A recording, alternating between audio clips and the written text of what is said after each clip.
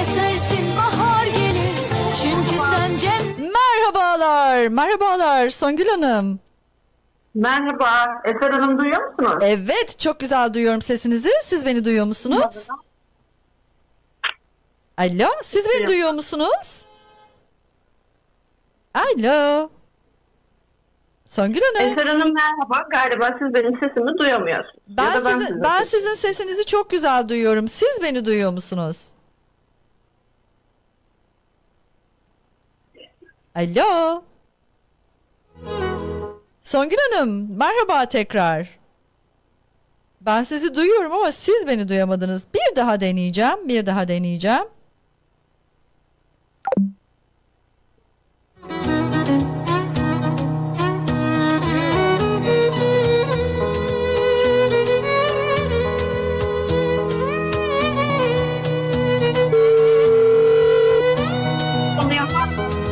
Merhaba tekrar. Alo. Evet. Evet, duydunuz. Merhaba. Duydunuz Songül Hanım'ın sesini, yarışma başladı. Songül Hanım merhaba. Çok şükür. Merhaba, ben de burada hastane odasında. Eser Hanım sesinde kaldım. Duyuyor Hoş musunuz beni geldiniz. diye? Hoş geldiniz. Hoş Nasılsınız? bulduk. İyiyiz, bomba gibiyiz. Ameliyatlarımızın sonu, artık izliyorum. Bir çay içeyim, masaya oturayım ve dedim ki Eser Hanım'a bağlanayım artık. Harikasınız. Ben bilmiyorum, yayının başını dinleme fırsatınız oldu mu? Şöyle dedim. Bugün çok güzel bir hanımefendi konuğum olacak dedim. Ama konuyu söylemedim. Dedim ki yani biraz hani güzellikle ilgili, biraz da daha çok beyleri ilgilendiren bir mevzu. Gerçi bunun cinsiyeti yok ama dedim birazcık da beyleri ilgilendiren bir mevzu. Çok güzel bir sohbet yapacağız dedim. Herkes şu anda merak etti. Ne konuşacağız diye mesajlar geliyor bana. Ne olabilir diye. Bence güzel bir noktadan yakaladık diye düşünüyorum. Ne dersiniz? Yani iyi etmişsiniz. Sürpriz olacaktır mutlaka dinleyenler için. Evet, erkekleri çok ilgilendiriyor belki ama artık kadınları da çok ilgilendiriyor. Tabii ki. Zaten şimdi konumuz öyle bir dağılacak, çoğalacak ki belki kadın dinleyicilerimiz tarafından yani kadın dinleyicilerimize daha çok hitap eden şeyler bile anlatmaya başlayabiliriz birazdan. Tek konumuz olmayacak. Bu da benim sürprizim. Bence de öyle olacak çünkü çok güzel işler yapıyorsunuz. Şimdi öncelikle telefonun ucunda Songül Alcı var.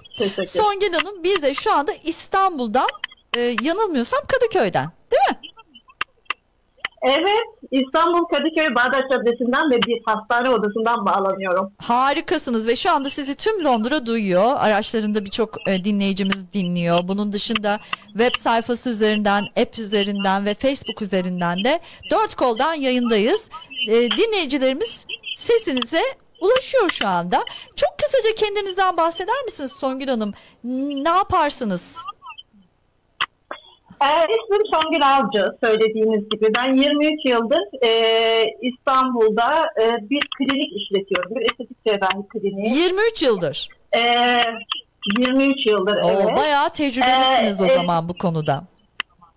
Çok şükür. Oldukça bilindiğinizi düşünüyorum yurt içinde ve yurt dışında. Estetik cerrahi ameliyatlar ve özellikle saç ekimi ameliyatları deyince biraz benim adımı duymuştur belki de izleyicilerimizin çoğu. Evet. Onun için oldukça yoğun bir kliniğiz. Yurt dışından çok fazla hastamız gelir. Türk olsun, yabancı olsun, çok fazla kişiyi misafir ederiz burada. O yüzden biz de dedik ki artık biz hani buradan televizyonlardayız, gazetelerdeyiz ama biraz da Londra'dan artık bizi yani estetik cerrahiyi talep edenlere, sağlık arayanlara Türk ülkemizde, dolayısıyla onlara seslenelim, onlara buradan ulaşalım dedik ve bugün burada sizleyiz. Sorular cevaplayacağız. Sorular cevaplayacağız ve birçok şey anlatacağız. Harikasınız. Çok iyi yaptınız. Şimdi Kadıköy'desiniz ve özellikle de başta saç ekimi olmak üzere birçok konuda neler var? Biraz daha detaylandırabilir miyiz? Ya da mesela siz bu yayında neyin daha çok üzerinde durulmasından yanasınız? Bu arada biz reklam da yapmıyoruz. Sadece sizi tanıtıyoruz. Ondan da bahsedelim. Çünkü bu sektörde o kadar çok sizin gibi bu işi yapan insan var ki güveniliri bulmak, kimdir bu işi iyi yapan, güvenilir olmak, iyi sonuçlara ulaşmak, bunlar önemli olan. Yani o yüzden ben işin reklam kısmında değil, tanıtım kısmındayım. Tahmin ediyorum siz de öylesiniz. Aynen öyle. Aslında bilgilendirme amaçlı buradayız. Evet, İşin reklamında değiliz hakikaten. Evet. Çünkü biliyorum ki bu büyük ihtiyaç, bu büyük taleple ilgili son zamanlarda çıkan haberler vesaire ya da böyle patlayan bir ağız Türkiye'den kişilerin kafasını karıştırdı. Ve Evet. Birçok mağdur insan oldu. Evet, çok mağduriyet de var aynı zamanda. Mağduriyetler var maalesef. Bunların hani niye ve insanları korkutmaya başladı. Şimdi işin başına dönecek olursak, Türkiye biliyorsunuz ki dünyada çok önemli bir sırada estetik cerrahi operasyonlar demeyelim, aslında hastanecilik konusunda. Dolayısıyla yurt dışından çok fazla hastanın talebi bu hizmetleri almak üzere oluştu son yıllarda. Ama son 2-3 seneye baktığımızda ülkemizde, birçok ülkede de olabileceği gibi tabii bizim ülkemizde de bu keşfedildi ve biraz işe ticari olarak bakanlar bunu kötüye kullandılar. Biraz böyle sirkülasyonlarını arttırmak, daha işte hani daha sağlıkta değil de ticarette kafası olanlar bazı yanlışlar yaptı hakikaten ve bazı mağdur insanlar haberlere kadar taşındı oralarda. Evet, aynen öyle. Evet. Telefonlarda konuşurken insanların artık endişelendiğini, korktuğunu, güveninin zedelendiğini gördük. Şimdi bu birçok kimsede olsun, hadi neyse, yani konu sağlık ama bizim vatandaşlarımızda hiç olmasın ülkemize karşı. Yani hani hiç kimsede olmasın ama bizim vatandaşlarımızda bari hiç olmasın. Evet, bu yüzden bizim ülkemizi seçmeliler, tabii ki bizim hastanelerimize gelmeliler. Neden? Çünkü biz çok iyiyiz. Gerçekten çok iyiyiz. Gerçekten çok iyiyiz.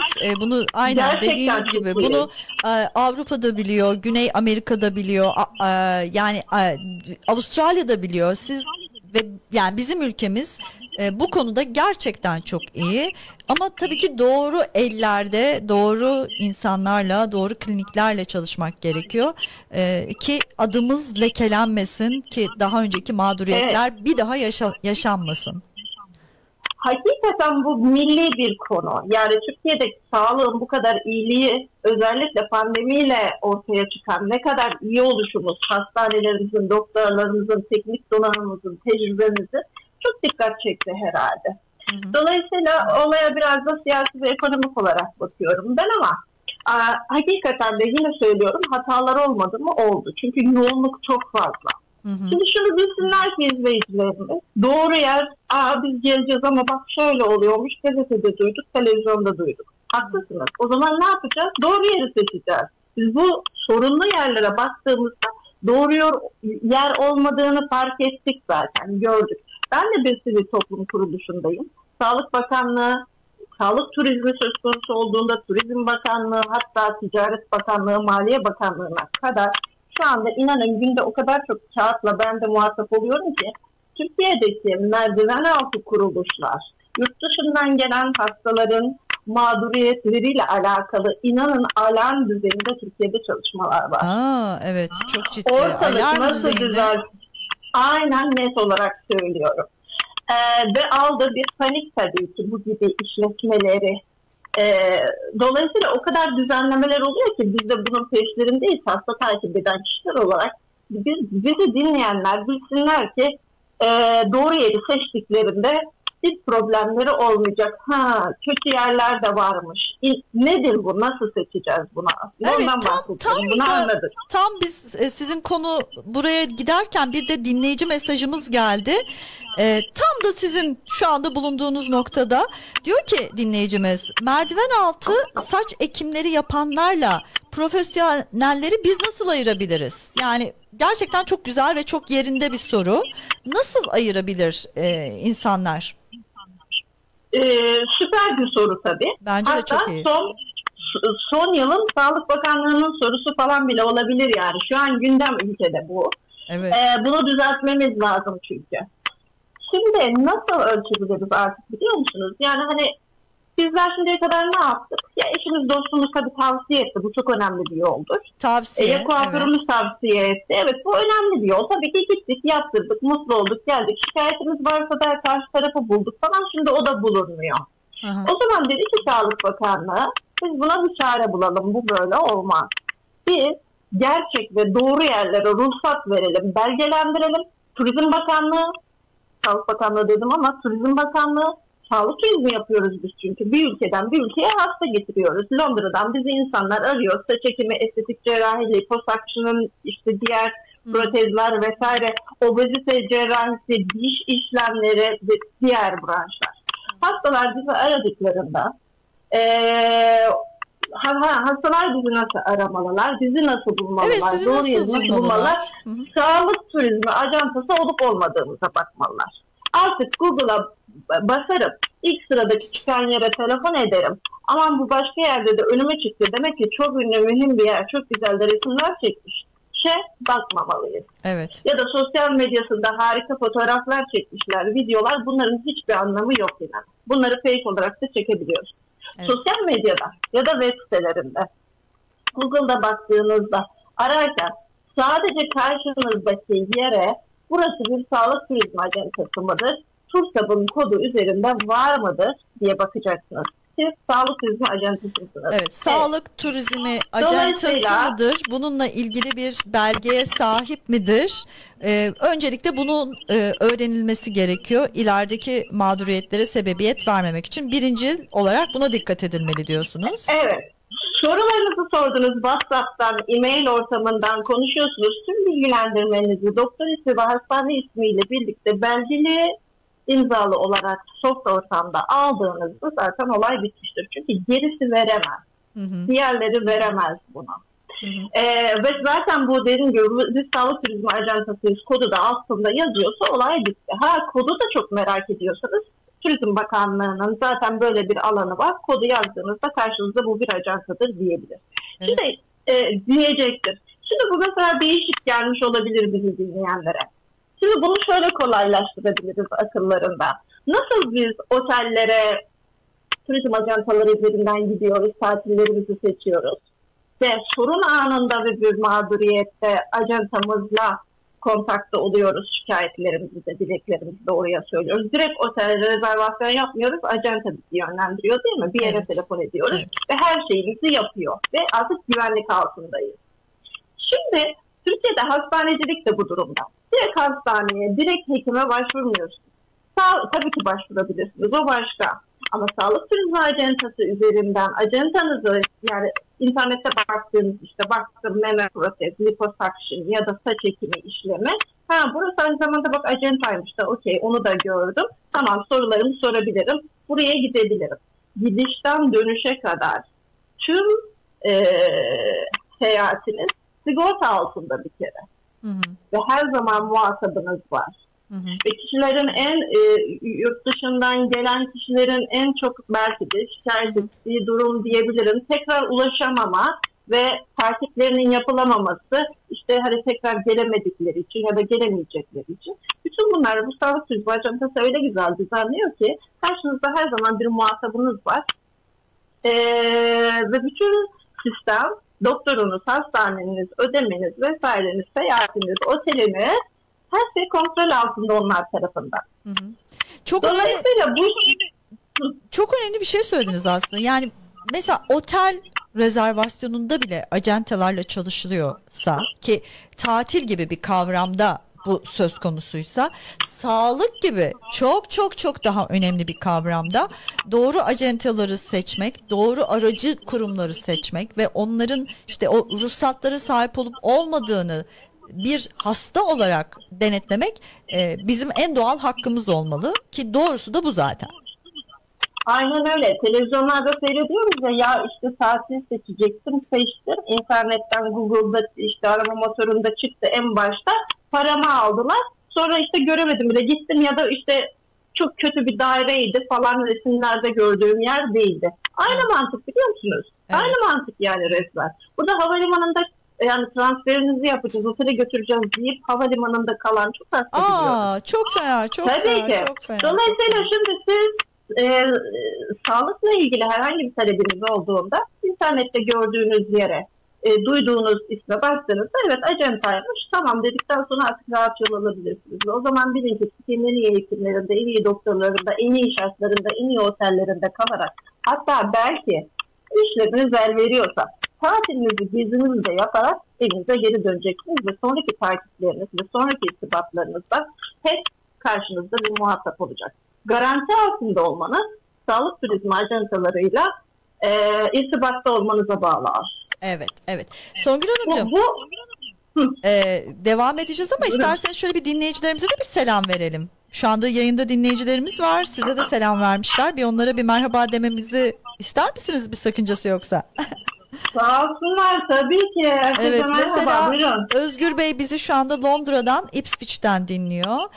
Atilla Bey bizi Almanya Mannheim'den dinliyor. Antalya'dan dinleniyoruz. Ağrı'dan dinleniyoruz. Bakıyorum Bulgaristan'dan sevgili Muzaffer Bekir bizi dinliyor. Bulgaristan'a selamlar olsun. Başka Songül Hanım'a merhaba demişler. Yine Londra'dan dinleniyoruz. Murat Kaplan yayında, iyi yayınlar demiş. Teşekkür ediyoruz Murat Bey'e, sağ olsun. Sağ olsun. Sağ olsun. Özgür Bey diyor ki yanlış tedaviler ölümlere bile yol açtı. İnsanlar korktu demiş. Çok haklı. Değil mi? Çok haklı. Doğru. Evet. Doktorlarınıza ısrar etmeyin. Böyle 5 tane ameliyat bir arada olacak. Bir haftalığına Türkiye'ye gidiyorum. 5'ini de birden yapan doktoru arıyorum. Öyle derseniz, şeyler var değil mi bir de? Yani ben bir haftalığına İstanbul'a gidiyorum. Benim işte hem saçımı ek, hem burnumu yap, hem liposuction'ımı yap, bir de dişlerimi yap. Bu bir haftada hepsini yap derseniz işte o zaman birazcık da doktora da yüklenmiş oluyorsunuz değil mi? Aynen öyle. Bakın birçok bu şekilde geçen yani 2-3 gün önce bir doktorun bir hastanın 8 işlem birden istiyor bizden. Biz diyoruz ki bakın bu mümkün değil. Yani mümkün değil, yani olacak bir şey değil. Benim hemen bu ameliyatı olmam lazım, o zaman yapanı bulurum ben diye.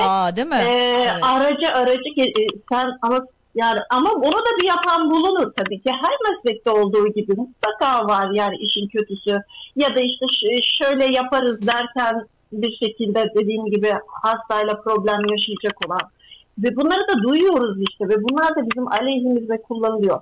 Yapmayın. Yani seneye bir daha gelmeniz gerekiyorsa bir daha gelin. Kolay bir şey değil. Sonu çok iyi işlemlerdir. Bakın doğru yer ve şartlarda estetik operasyonlar özellikle çok yani iyi sonuçlar veriyor.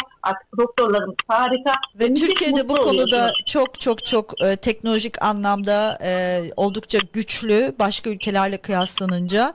O yüzden aslında bu kadar sıkıştırmaya gerek yok. Dediğiniz gibi yapılabilir. Yani para için her şey yapılabilir ama sonuçta en başta konuştuğumuz konu önemli olan hastanın mağdur olmaması ve bu anlamda da doğru kişilerle, doğru acentelerle çalışabilmek.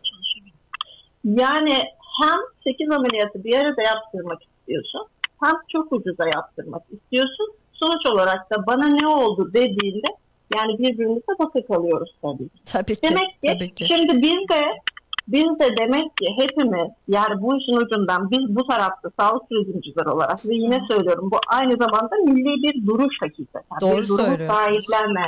Ve yurt dışında yaşayan özellikle Türklere sesleniyorum. Hakikaten bu haberlerden etkilenmeyerek ülkemizdeki hastaneleri, klinikleri doğru yolla, sağlık turizmi ajantaları yoluyla seçmeye devam edin tabii ki. Aldanmayın. Bunların hep sebepleri var.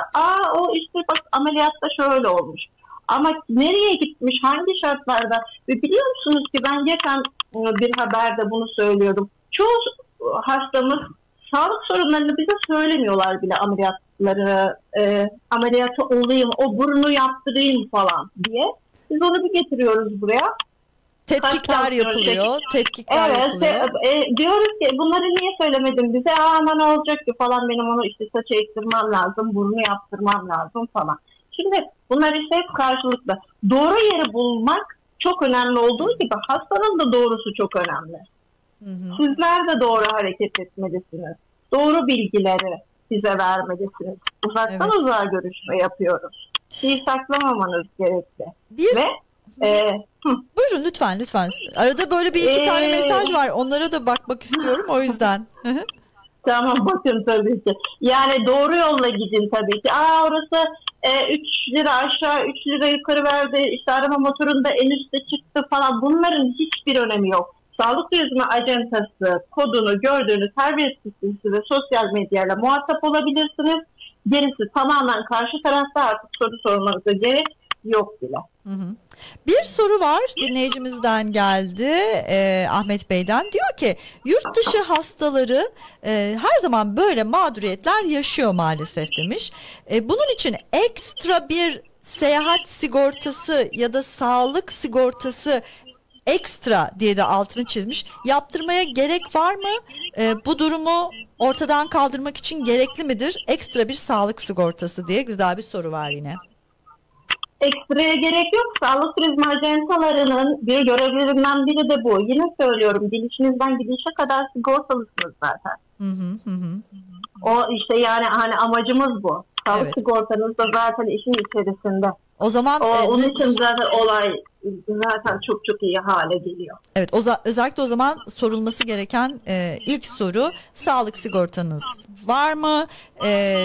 Bakanlıktan onaylı sertifikanız var mı? Bundan sonra ilerlemekte fayda var, değil mi Songül Hanım? Aynen o şekilde. Ne diyeceğiz toparlayacak olursak? Yine söyleyelim. Tamam, oradan duydunuz, buradan duydunuz, arama motorundan gördünüz. Sosyal medyada çok renkli, çok da hoş, süper fotoğraflar gördüm. Bunların hiçbir önemi yok. Yok gerçekten. Biz aklımızdaki bir şekilde duyduğumuz kliniğin web sitesinden, sosyal medyasından, sağlık turizmi ajantasıymış burası. Demek ki Sağlık Bakanlığı'nın, Turizm Bakanlığı'nın onayladığı yurt dışından hasta getirebilir bir yermiş. Tamam, o zaman sorularımı sorabilirim, gidebilirim. Her türlü garanti altında benim bu sağlık seyahatim diyerek hareket etmeleri bu mağduriyetleri önleyecektir. Bu haberleri de, ülkemizle ilgili yapılan bu haberleri de durduracaktır elbette. Elbette. Dediğiniz gibi milli bir mesele haline geldi. Dinleyicilerimiz var. İstanbul'dan dinleniyoruz. Sizden herhangi bir tedavi almış galiba. Sevgili Cüneyt Özdemir diyor ki merhabalar, yayınınızı dinliyorum. Songül Hanım işini gerçekten çok iyi yapan birisidir. İstanbul'dan Cüneyt Özdemir demiş. Muhtemelen sizden bir tedavi almıştır diye tahmin ediyorum. Sağ olsun Cüneyt Özdemir, o da işini çok iyi yapar. Geçen ben de onun programına katılmıştım. O da sağ olsun bizim programımıza katıldı. Kendisi de radyo televizyoncu aynı zamanda. Meslektaşımız. Ne güzel, evet, ne güzel. Evet, meslektaşımız. Londra'dan selam olsun o zaman Cüneyt Bey'e de. Evet, selam söyleyelim Cüneyt Özdemir'e. Selamlar. Akşam TV Net'te de seyrederim diyelim. Evet. Bu arada bir başka mesajda da şöyle bir şey var. Bizi Kıbrıs'tan dinliyorlar bu arada. Kıbrıs'a da selamlar olsun. Bizi Londra'dan yayın yapıyoruz ama Kıbrıs'tan dinleyen çok dinleyicimiz var. Çünkü Londra'da ciddi bir Kıbrıslı community de var. Dinleniyoruz. Evet. Onlara da selamlar olsun. İzmir'den, Foça'dan dinleniyoruz. Selamlar olsun. Şöyle bir soru gelmiş Kıbrıs'tan. Saç ekiminde bir sezon söz konusu mu? Yani yaz geliyor, uygun mudur? İzleyicilerimiz diyor ki tamam anladım ama bir saç ekimine gel biraz. Peki biraz saç ekimi konuşalım. Saç ekimi. Biraz konuşalım. Evet, saç ekimi konuşalım diyor. Yani fark ettiğim kadarıyla erkek dinleyicilerimiz şu an biraz fazla. Evet, şu anda doğru. Aynen. Beyler biraz dikkati çekti demek ki yayının başındaki anons. Beyler çok fazla şu anda. Saç ekimi her mevsim yapılabilir. Yaz mevsiminde kişiler tabii ki tatil yapıyorlar ya da işte bayramımız var, işte düğünlerimiz var, memlekete gelmek var özellikle yurt dışı vatandaşlarımız için. Dolayısıyla bu tip işlemleri genellikle erteliyorlar ve bizler biraz daha az çalışıyoruz. Bu demek değildir ki saç ekimi yazın yapılmaz. Hayır, böyle bir şey yok. Saç ekiminin yazı, kışı yok.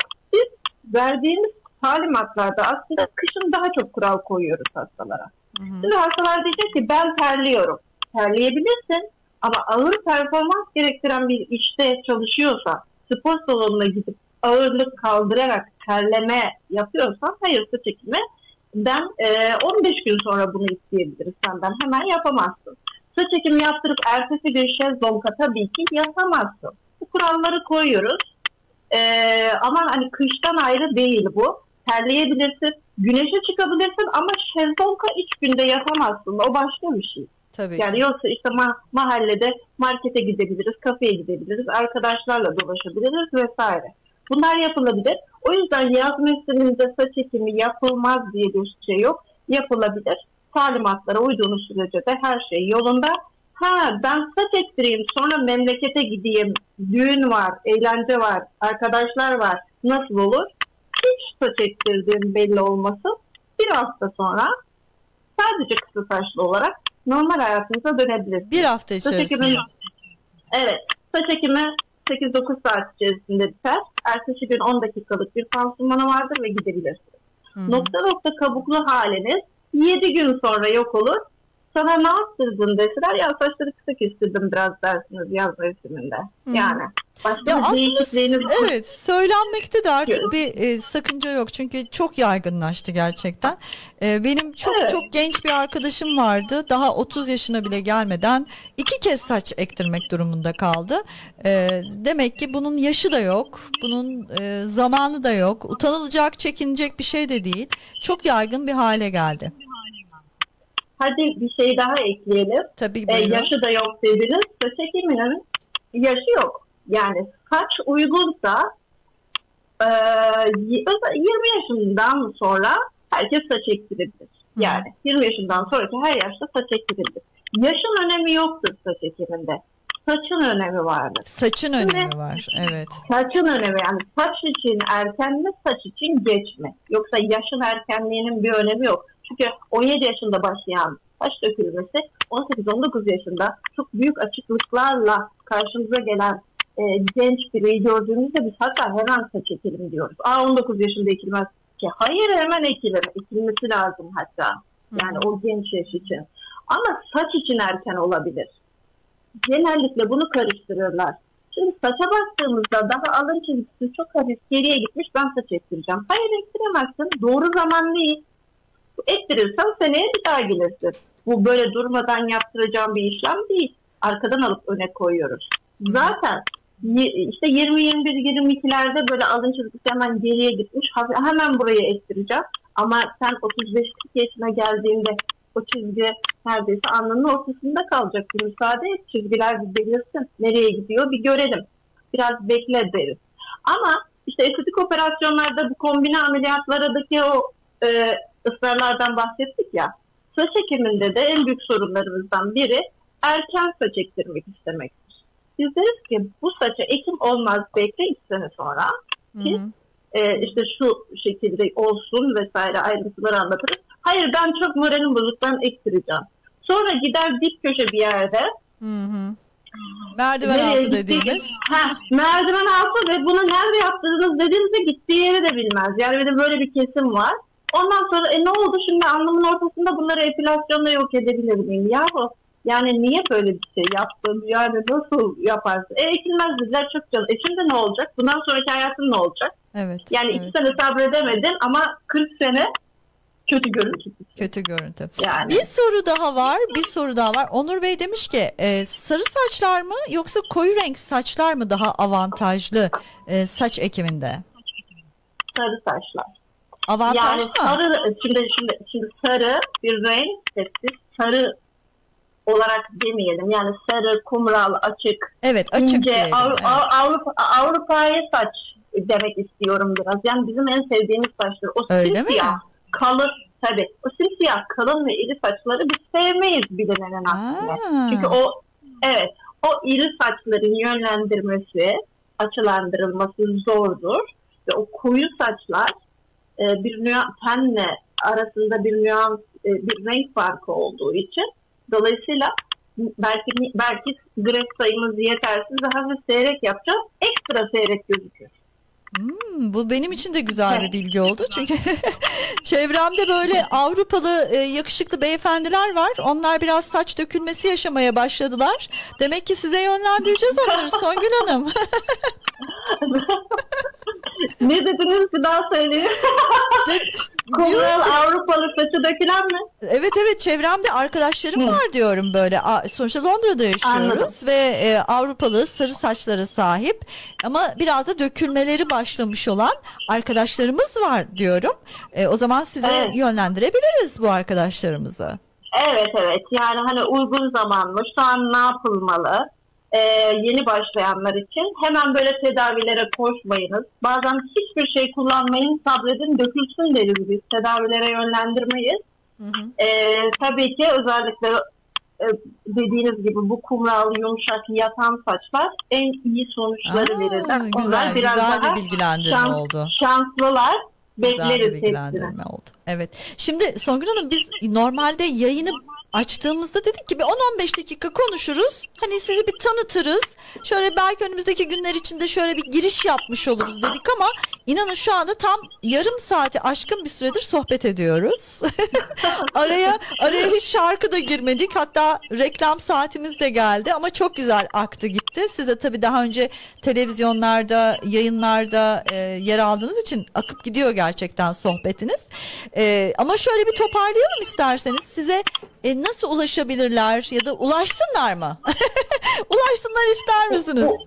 Ulaşsınlar. Keşke herkes ben ve benim gibi arkadaşlarıma ulaşsalar. Ulaşsınlar lütfen. Ben onların doğru yönlendirmelerini her zaman yapacağımdan emin olsunlar. Songül Avcı olarak zaten internette Songül Avcı. Avcı değil Evet. mi? Evet. Lüleburgaz'ın L'si. Evet. Ve Songül Avcı olarak canımın C'si değil mi? Avcı. canım. Evet, Evet. evet. Aynen öyle. Dolayısıyla internet ortamında Songül Avcı olarak yazdıklarında karşılarında beni ve direkt elimde olan telefonu bulacaklardır. Konuları ne olursa olsun. Biz şimdi saç ekimi dedik, estetik cerrahi dedik. Daha çok böyle hani biliniyor, çok daha magazinsel, çok ortalıklarda konuşuyoruz. Ama diğer branşlar içinde, diğer hastalarımız için de biz yardımcı olmak için telefonun ucundayız her zaman. 24 saat hatta. Çünkü yurt dışında çalışıyoruz. Saat farklarımız var. Hiç fark etmeksizin. Ben ve arkadaşlarımın telefonları çalışıyor. Bir Harika. alo demeniz yeter. Yeterli. Valla ben çok memnun oldum sizinle tanıştığıma. Hem de bir hemcinsim olarak böyle başarılı işlere imza atmanızdan dolayı da çok mutlu oldum. Keşke burada olsanız, sizi stüdyoda konuk etsek diye de çok içimden geçti gerçekten. Çok daha keyifli, aşırı keyifli bir yayın olabilirdi. Şu anda da çok keyifli oldu ama o zaman böyle aralara şarkılar atarak, espriler yaparak çok keyifli olurdu. Geliyor musunuz Londra'ya? Var mı böyle bir plan?